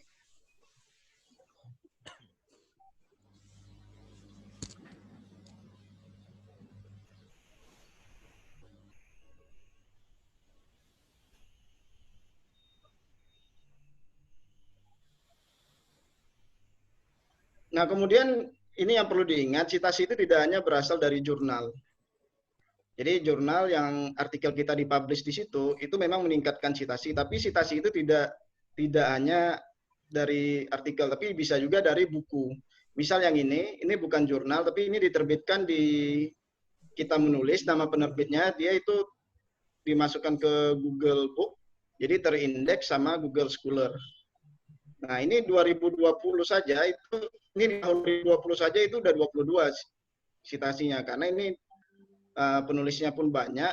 Kemudian tiap-tiap penulis pasti dia menyebarluaskan ini, publikasi ini. Jadi misalnya dari sini Pak Mesran menyebarkan, Pak Anjar Agus Perdana ini menyebarkan, apalagi yang sifat bukunya itu metode dan implementasi itu kemungkinan itu tinggi untuk disitasi.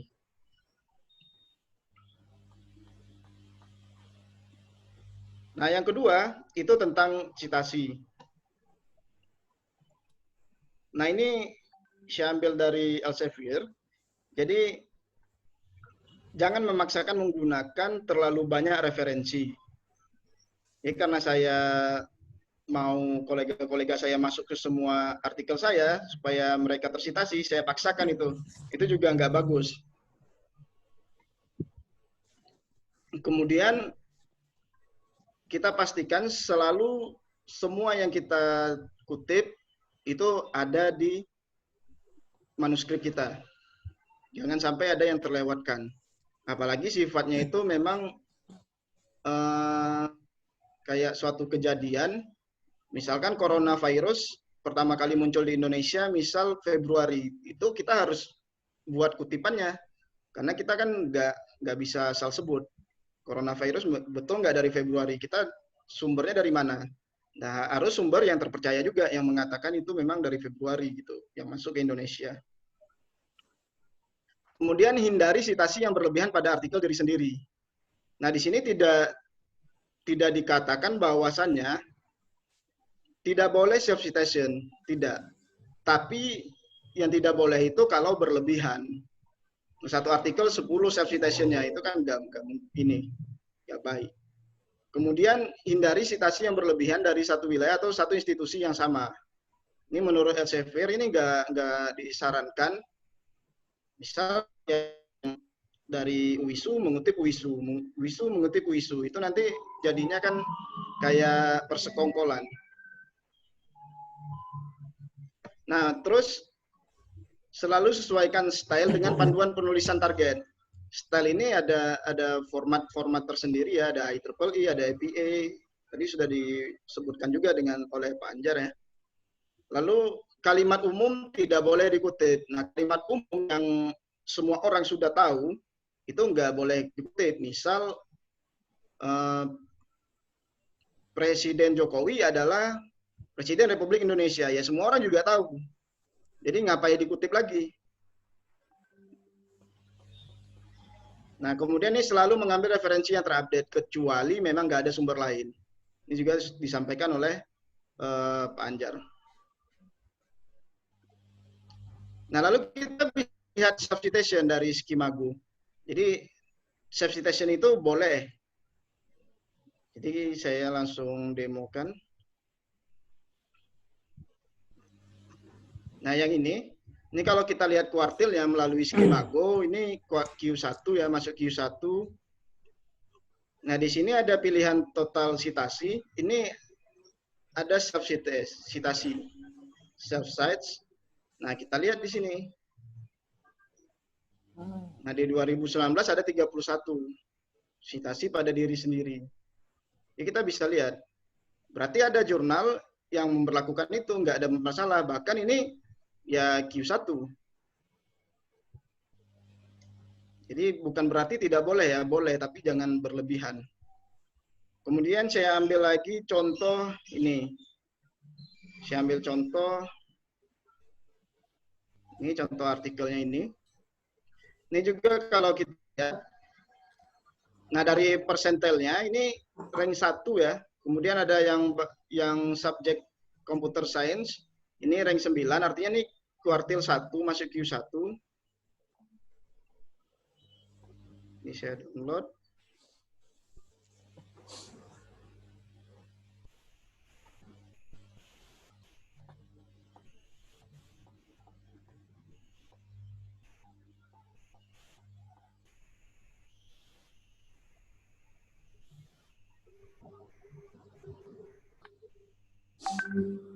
Ini Capello, penulisnya Claudia Capello, ini bisa kita cari.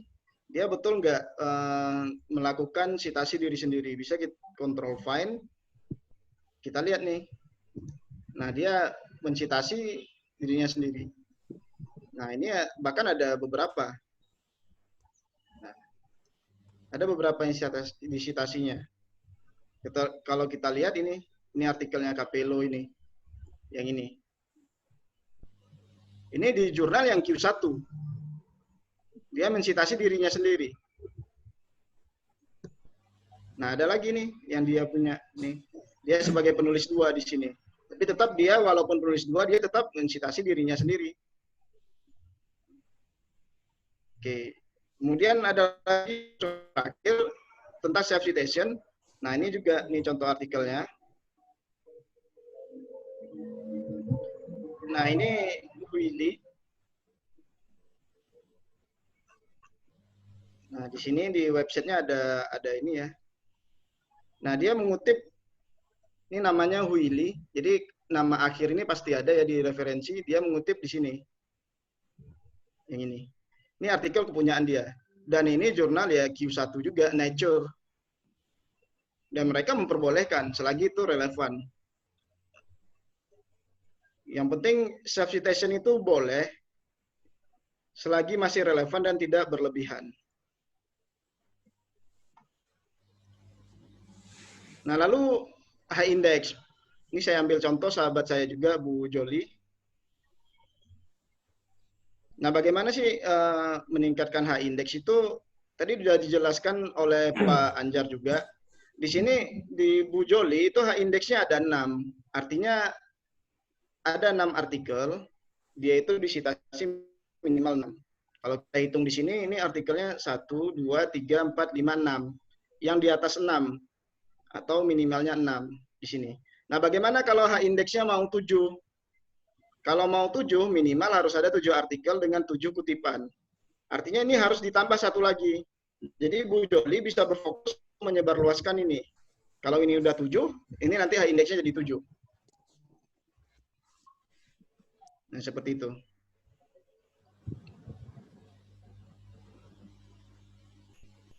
Kemudian Bapak Ibu juga bisa melihat siapa sih yang mengutip artikel kita.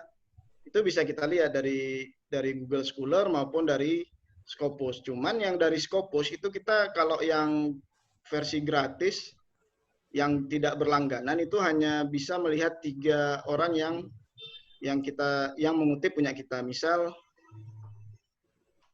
saya contohkan Pak Mesran ya. Saya mau lihat, nah di sini dia ada Scopus. Kalau di Google Scholar mungkin Bapak Ibu sudah tahu ya. Kemudian saya mau melihat Scopus dokumen, diklik aja nih bagian ini. Ini ada. Jadi yang ini 14 citasi, yang ini 14 citasi. Kemudian siapa sih yang mengutip? Misal saya ambil contoh yang ini. Nah, atau yang Vicor ini. Tinggal diklik saja. Nanti dia masuk ke websitenya Scopus. Nah, yang ngutip ini, ya self citation juga, tapi ya nggak masalah kalau berhubungan. Nah, ini. Bisa dilihat sebelah kanan ini. Yang mencitasi punya kita. Tapi yang bisa kita lihat itu hanya 3 dokumen yang mencitasi punya kita. Kalau mau lebih itu berlangganan. Ini kita bisa melihat dia itu sumbernya itu dari conference mana. Kita bisa melihat. Jadi lewat Cinta ini bisa kita lihat orang itu publikasinya atau konferensinya di mana. Karena kalau di Scopus yang author search-nya yang ada nama, kalau misalnya AOP itu nama jurnalnya ini, yang ini. Tapi kita tahu konferensinya dari mana. Jadi kalau dari sini kita bisa nengok. Nah, bisa saja dia ikut conference 2018, ternyata diterbitkan 2019. Nah, bisa kita telusuri seperti itu.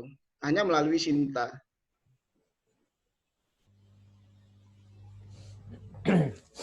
Oke. Tutup yang tentang citasi. Kemudian yang terakhir tentang pencarian. Nah, bagaimana sih kita mencari referensi yang secara legal ya? Yang secara legal. Jadi kita bisa menggunakan Paperity. Ini Paperity. Ini website agregator. Jadi semua yang open access bisa kita cari di sini. Semuanya open access. Jadi misalkan saya mencari sistem ini. Dia bisa. Ini ada jurnalnya juga. Jadi di sini bisa semuanya itu open access, bisa dari negara manapun ya. Jadi Bapak Ibu kalau misalnya kita cari di SignDirect atau di tempat lain itu mungkin ada yang non OA, non open access. Nah, si Paperity ini dia mengumpulkan yang open access saja. Jadi mempermudah kita untuk mencari artikel. Ini ada di Jepin.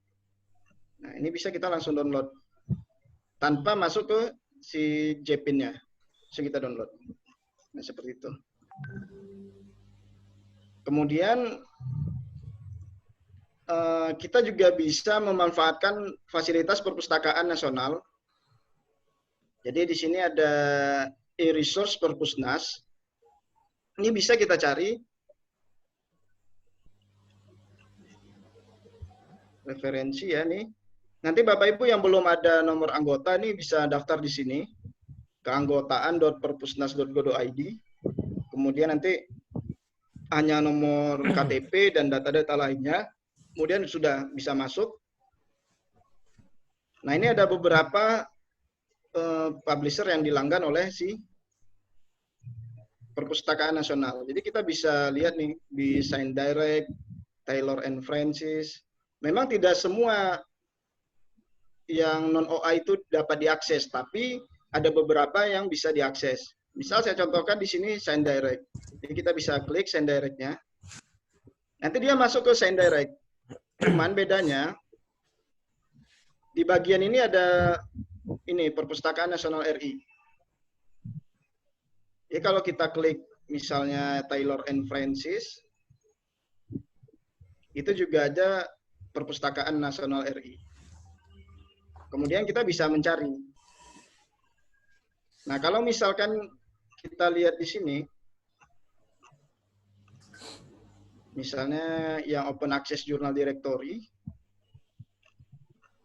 di sini yang tipe aksesnya saya pilih yang berlangganan. Nah, jadi inilah yang dilanggan oleh Perpustakaan Nasional kita. Nah, ini. Kalau aja itu ada 134 jurnal. Yang ini ya, apa tuh namanya? Yang nggak bisa diakses ya. Misal yang Akta Hematologika, ini yang non-OA. Nah, ini jadinya bisa kita akses. Nah, dia bisa kita akses.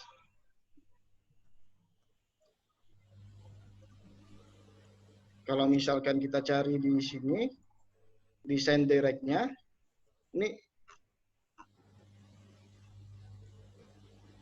Nah, ini yang saya contohkan di sini tidak menggunakan yang Perpustakaan Nasional. Itu kalau akses tipenya itu berlangganan itu 0, nggak ada. Sementara kalau misalkan yang berlangganan tadi, Nah, ada 134 jurnal. Buku juga ada.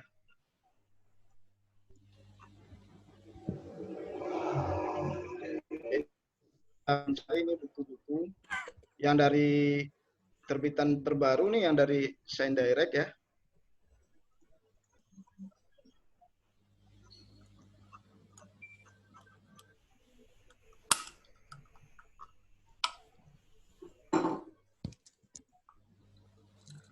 Nah, yang di Taylor and Friends juga seperti itu.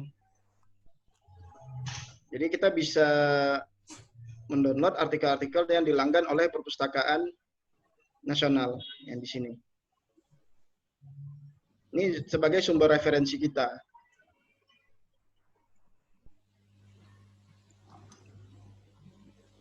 Kemudian yang terakhir kita bisa memanfaatkan iPusnas. Jadi kalau misalkan kita mau cari buku-buku nasional, kita kan sulit nih ke Gramedia, itu bisa ke situs ipusnas.id ini. Nanti Bapak Ibu tinggal download. Ada yang versi Android, ada yang versi Apple. Kemudian kalau untuk PC sendiri itu hanya ada yang versi Windows. Jadi nanti aplikasinya seperti ini, iPusnas ini.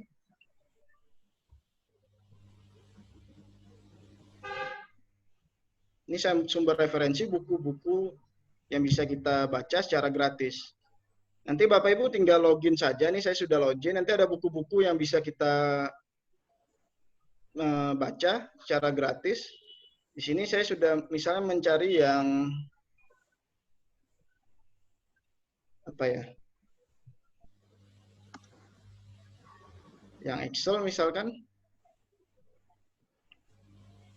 Nah, ini ada rumus Excel, ada banyak. Terbitannya pun terbitan yang ternama ya, Alex Media Komputindo. Nah, saya sudah mempunyai ini, misalnya kitab Microsoft Excel 2019. Nanti kita bisa baca secara gratis. Tapi sistemnya di sini dia sistemnya peminjaman. Jadi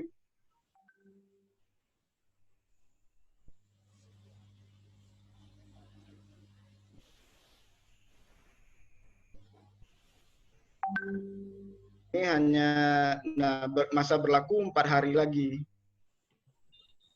Nanti setelah habis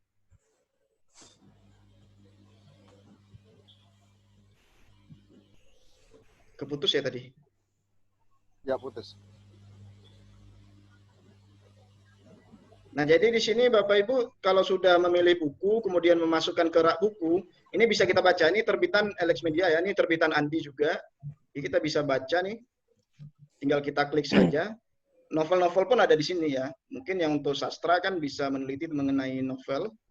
Dan ini sama seperti yang ada di Gramedia, tidak ada satu lembar pun yang dihilangkan. Nah ini, bahkan buku-buku yang terbaru ya, nah ini. Kita bisa baca di sini. Secara gratis. Nah ini bisa kita pelajari.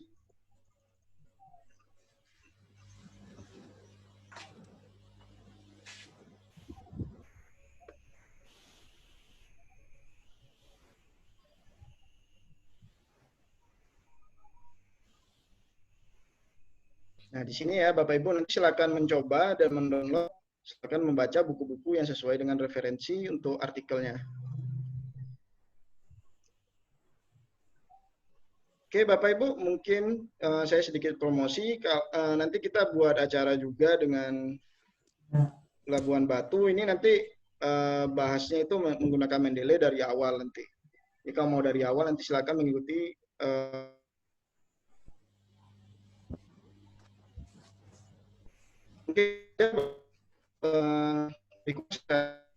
Assalamualaikum warahmatullahi wabarakatuh.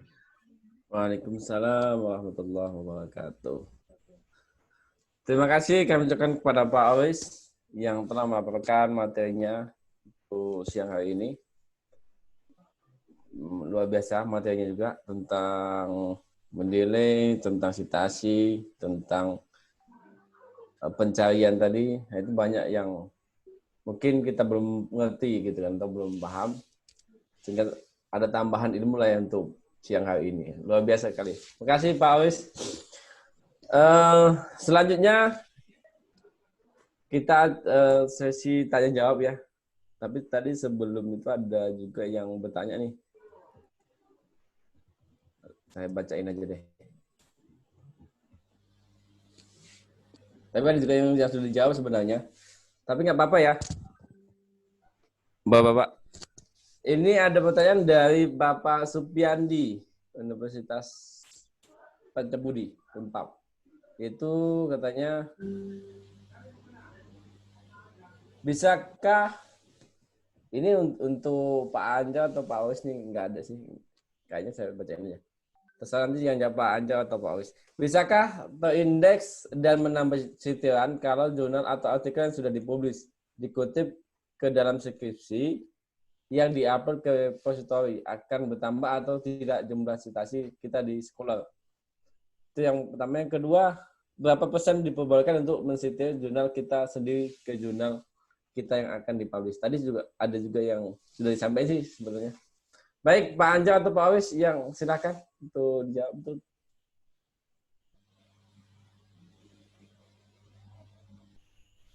Belum diaktifin Pak Anja mic-nya. Baik Pak Abdul Karim, saya coba menjawab. Kalau artikel ataupun skripsi ya, skripsi yang masuk di repository, itu kalau terindeks Google Scholar dan dikutip orang judulnya, itu bisa. Karena artikel saya ada di tesis saya ya, tesis saya di USU, di repository USU, dia terindeks di Google Scholar. Tesis ya. Ya, jadi dari repository itu tetap bisa terindeks asal dia memang repositorinya itu terindeks di Google Scholar, masuk di Google Scholar ya. Nah, dan yang artikel yang mengutip dari skripsi ataupun tugas akhir si mahasiswa, asalkan artikelnya itu terindeks Google Scholar juga, itu masuk di kutipan. Nah, begitu Bapak, saya rasa. Oke, Pak Supiandi. Mana awalnya? Nanti. Halo Pak Supiandi. Ya Pak Karim, oke sudah. Oke, terima kasih. Ada satu lagi nih Pak Anja. Ya Pak. Oleh Ibu Sakia. Tadi juga kayaknya sudah ada diskusi di grup. Katanya gini, selamat siang Pak Anja, saya menemukan beberapa artikel saya disitasi yang lain dalam jurnal dan buku. Namun dalam GS saya tidak tercantum citasi tersebut. Mohon penjelasannya Pak, kenapa demikian, apa yang harus dilakukan agar citasi tersebut diindeks oleh GS. Jadi punya artikel yang disitasi tapi kok nggak masuk gitu maksudnya ya? Ya Bu Sakia. Oke Pak Anja. Ya, oke saya coba menjawab Pak. Kemungkinan jurnal atau buku yang mengutip artikel Ibu Sakia tadi itu tidak terindeks di Google Scholar. Mungkin dia masih bentuk apa ya, jurnal lama lah, masih bentuk proceeding, dia belum terindeks Google Scholar. Atau bisa jadi di metadatanya yang salah. Nah, itu yang bisa saya jawab. Tapi walaupun seperti itu, nanti kalaupun ada keluhan ataupun ada pertanyaan, silakan aja screenshot masalahnya apa ke WA saya, kan ada nomornya. Nanti bisa saya coba menjawab. Kalau memang kurang puas ataupun mungkin kendalanya itu tidak seperti itu jawaban saya ya, mungkin berbeda ya, itu nanti bisa dicoba di screenshot WA saya, nanti saya coba cek, nanti saya coba jawab secara pribadi kalau memang jawaban saya nanti jawaban saya ini kurang memuaskan. Seperti itu Pak. Oke, terima kasih Pak Anjar. Bu Sakia, oke ya Bu, sudah dijawab oleh Pak Anjar ya Bu. Oke Bapak Ibu, ada lagi yang ingin ditanyakan? Karena waktu kita juga terbatas, saya kasih 2 pertanyaan lagi deh, gitu, untuk menutup ini. Langsung aja juga boleh, gitu.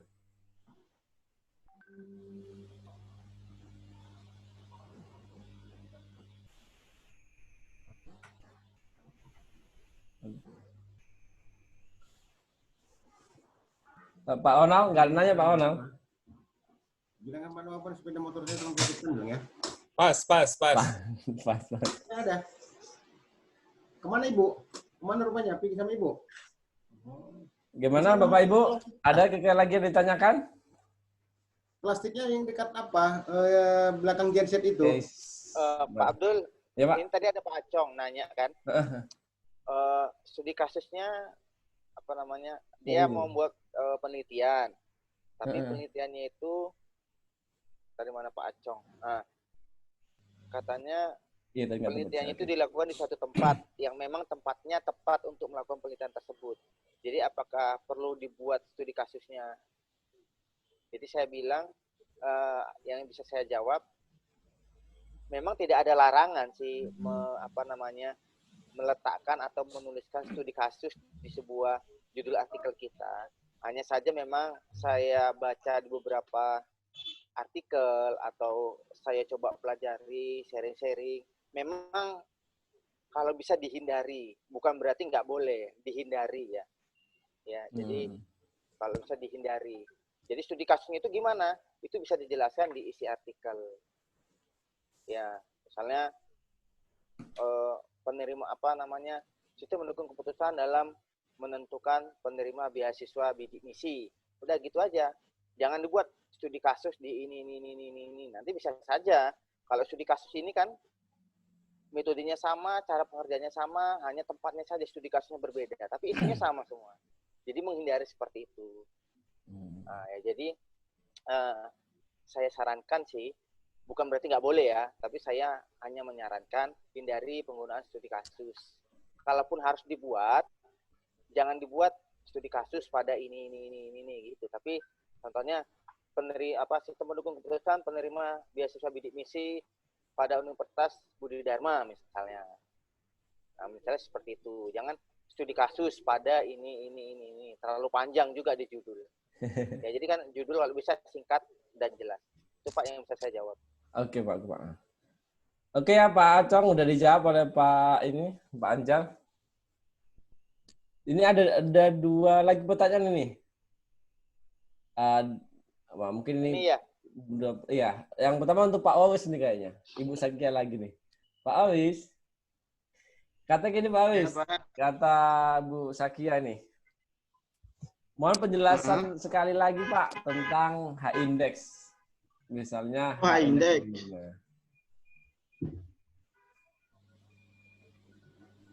Share aja lah ya, awak share ini ya. Iya Pak, Pak apa tuh namanya? Pak Anjar atau awak nih yang jawab? Mintanya sama Bapak ini kali.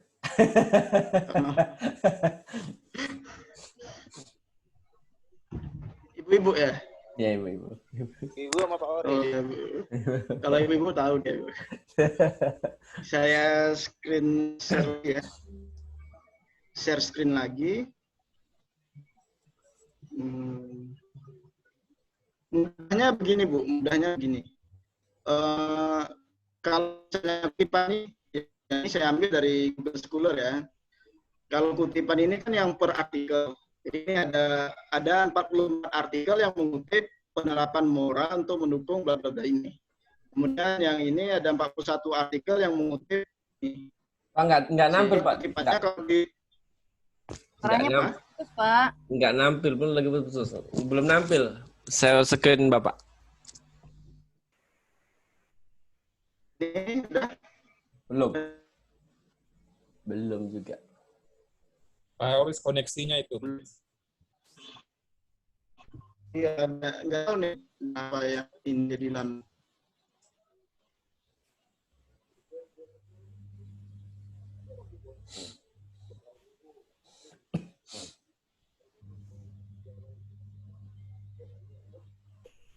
Bantu Pak Anjar aja dulu. Iya, Pak Anjar deh. Pak Awis kayaknya nggak masak. Oke, saya coba jawab ya. Bu Sakia tadi ya, Pak ya. Boleh ya Bu Sakia ya? Ya, Pak, silakan Pak. Jadi mohon penjelasan tentang H-index, misal H-index 5. Gini Bu, H-index 5 itu berarti ada 5 artikel. Saya ulangin, H-index 5 itu berarti ada 5 artikel yang dikutip oleh setidaknya 5 kutipan. Saya ulangin, ada 5 artikel yang masing-masing artikelnya dikutip setidaknya 5 kutipan. Nah, seperti itu, Bu. Jadi ada 5 artikel, itu dikutip.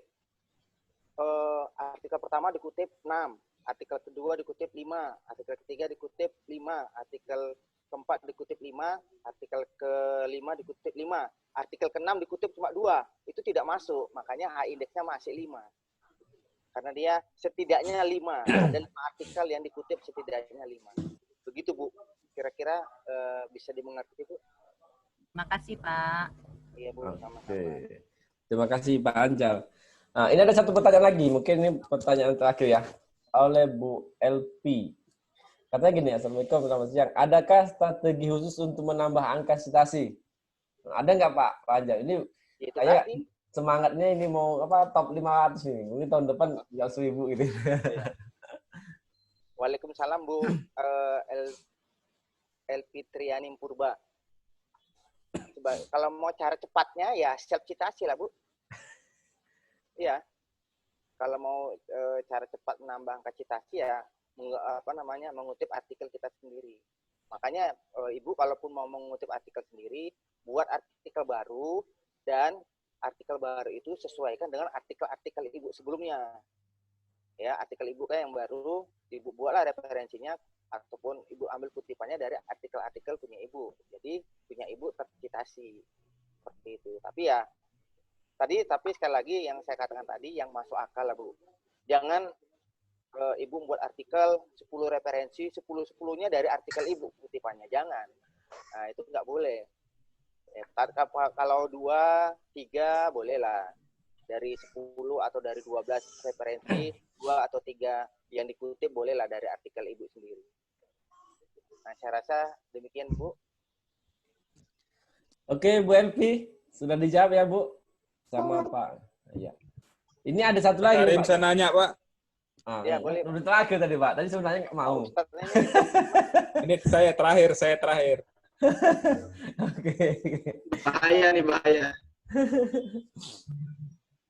Saya ini Ya, nanya. silakan, Pak. Silakan. Assalamualaikum Pak Anjar, Pak Oris. Salam, Pak Ustaz. Waalaikumsalam, Pak. Ya, ini kedua-duanya idola saya ini. Pak, saya mau nanya, Pak, ini juga banyak pertanyaan sama saya. Yang artikel yang nggak masuk Google Scholar, itu kan biasanya kita kan pindahkan ke repo. Menurut Bapak berdua, repo mana sekarang yang cepat mengindeks ke Google Scholar? Kalau dulu kan pakai INARV ya, yang dari OS. Ya, INARV ya. OSF. Kalau sekarang kan OSF ya. INA sekarang udah tutup kan, Pak? Jadi kalau biasanya, kalau menurut Bapak, artikel repo mana yang sekarang yang cepat diindeks Google Scholar? Kalau saya sih pengalaman ResearchGate, Pak. ResearchGate ya? Nggak bisa. Cuma kalaupun memang kan sekarang ini agak susah. Saya dari dulu masukkan ke ResearchGate walaupun tidak terindeks. Ibaratnya saya ada 3 conference. 3 conference itu dari Setfresh lama sekali sampai sekarang udah 3 tahun belum terindeks. Saya masukkan aja ke ResearchGate. Iya, udah terindeks di Google Scholar udah lama. Masukkan aja ke ResearchGate. Selain ResearchGate, Pak, nggak ada, Pak ya?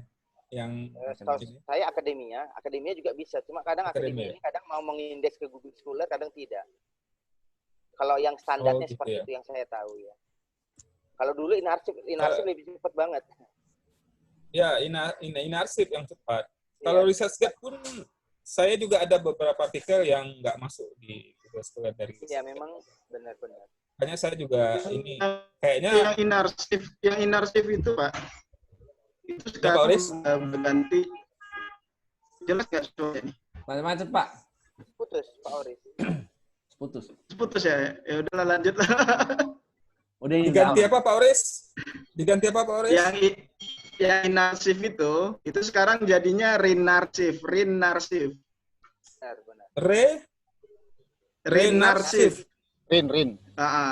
Rin arsip. Oh, Rin ya. Rinarsif. Oke. Jadi bisa ke sana ya? Ronald. Kalau rinarsif bisa aja.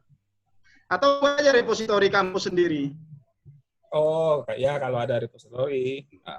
Misal kayak preprints, kalau misalnya kayak preprint apa sih namanya tuh? Kan banyak di yang repository gratis itu. Kayak Digilib juga, Digilib ya? Unimed juga. Yang Digilib juga menggunakan itu. Nanti siap. Pak Oris. Ya Pak Mes. Pak Ronald. nanti bisa e-prints atau DSpace. Kalau misalnya USU itu pakainya DSpace. Kalau Unimed, waktu saya masih di situ. Ya, itu kalau repository kalau ya. Jadi ini pengalaman ya. Dulu mesran.net pun itu pernah bisa mengindeks ke Google Scholar dulu. Cuma sekarang saya malas. Ingin saya buat di seminar ID itu tinggal memasukkan seperti komentar, author dimasukkan, judul dimasukkan, abstrak dimasukkan, link artikel dimasukkan, itu bisa terindeks di Google Scholar. Ingin saya. Karena saya udah punya feed foodnya udah berjalan gitu. Dan berapa lama bisa terindeks tergantung kita share. Nah, kalau share-nya banyak, itu dalam waktu 1 bulan terindeks. Masuk persis ke Google Scholar. Nah, di situ gini juga kan, kalau misalnya ke jurnalnya tidak ada metadata referensi, itu juga kadang nggak terindeks, Pak. Iya, betul. Citasi. Jadi kan? ini saya kebetulan kan mengunjungi jurnalnya si Labuhan Batu. Itu referensinya itu metadatanya nggak ada di artikel. Di salah satu jurnal masih saya cek.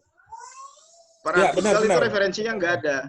Nah, itu kan artinya nanti artikel itu yang dibacanya kan metadata, Pak, yang di luar, bukan di PDF-nya. Artinya referensinya nggak nongol di metadata, nggak terindeks jadinya, nggak tersitasi jadinya. Jadi harus dimasukkan ya Pak ya, karena kan itu opsional di OJS ya, itu. OJS 3 opsional Pak, padahal itu wajib. Ya. Betul. OJS 3 opsional. Ya. Di beberapa jurnal udah saya masukkan itu, kayak di UNED udah, tapi ada beberapa yang belum memang. Kemarin itu memang ketinggalan itu karena opsionalnya itu. Sekarang udah mau dimasukkan lagi. Siap. Oke, makasih Pak Oris, Pak Anjar. Oke, Pak. Oke, terima kasih Pak Onal. Oke, Bapak Ibu, waktu kita juga sudah habis. Alhamdulillah. Bu Juli mau tanya itu. Pak Karim. Ini jawab satu lagi punya Pak Supiandi. Oh, ada satu lagi ya? Oh, boleh. Ya. Oh, ini H index dan I10 index. Apa perbedaannya? Kalau I10 index tadi itu Pak, dalam satu artikel itu dikutip minimal itu 10 kali udahan. Jadi kalau I10 indeks sama dengan 4, berarti ada 4 artikel yang sudah dikutip orang, itu 10. Nah, boleh 11, boleh 12, nah, seperti itu. Jadi kalau 10 minimal 10 sudah masuk ke I10 dia. 10 ya. Makanya I10 indeks, seperti itu Pak, kurang lebih. Oke ya, Pak. Share screen-nya. Gimana? Kelihatan nggak share screen ini, Pak? Nggak ada, Pak. Nggak ada. Nggak ada ya? Nggak ada. Nggak tahu nih apa. Mungkin di bahan presentasinya ada Pak Mesrem. Koneksi Pak Oris itu, koneksinya. Ya, koneksi. Ya udah. Nah, itu juga dibantu sama Pak Rahmat untuk A-Index. Kalau I10 itu hanya ada di Google Scholar ya, kalau nggak salah. Ya, di GS. Kalau di Scopus nggak ada. Scopus nggak ada, Scopus.